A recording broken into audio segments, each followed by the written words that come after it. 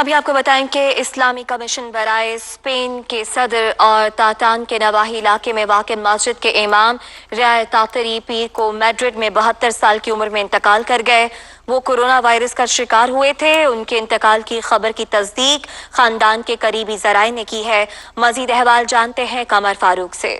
ریئے تاتری کئی دنوں سے میڈرڈ کے ایک مقامی اسپتال میں داخل تھے، جہاں ان کی اہلیہ بھی کرونا وائرس میں مبتلا ہیں اور ان کی حالت بھی تشویشناک ہے۔ Union of Islamic community of Spain یوسیٹ کے سیکرٹری جنرل ریئے تاتری دمشق شام میں پیدا ہوئے اور 1970 کی دہائی کے اوائل میں اسپین میں آباد ہو گئے۔ ریئے تاتری 5 بچوں کے والد ہیں۔ وہ میڈیسن کے ڈاکٹر تھے اور میڈرڈ کے محلہ تیتیان کی مسجد ابو بکر کے امام بھی تھے۔ 1971 میں انہوں نے اسپین میں مسلم ایسوسی ایشن کی تشکیل میں حصہ لیا، جس میں وہ صدر کے عہدے پر فائز رہے۔ 1980 کی دہائی میں وہ وزارت انصاف کے مذہبی آزادی کے مشاورتی کمیشن کے رکن بھی رہے۔ 1999 میں مسلم ایسوسی ایشن نے درخواست کی کہ اسپین میں اسلام پر عائد پابندیوں کو ختم کیا جائے۔ یہ درخواست اسی سال جولائی میں پوری ہوئی اور اس سے ریاست کے ساتھ تعاون کے معاہدے کی بات چیت کا دروازہ کھل گیا۔